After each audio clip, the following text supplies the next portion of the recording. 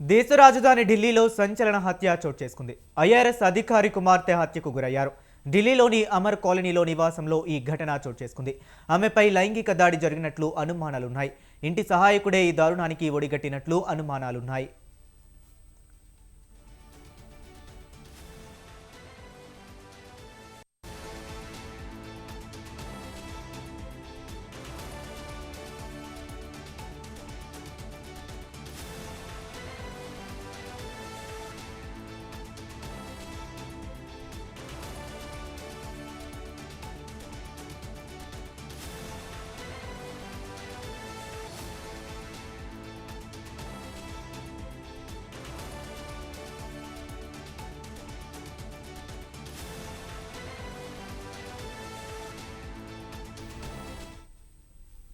ఇక దేశ రాజధాని ఢిల్లీలో సంచలన హత్య జరిగింది. ఐఆర్ఎస్ అధికారి కుమార్తె హత్యకు గురయ్యారు.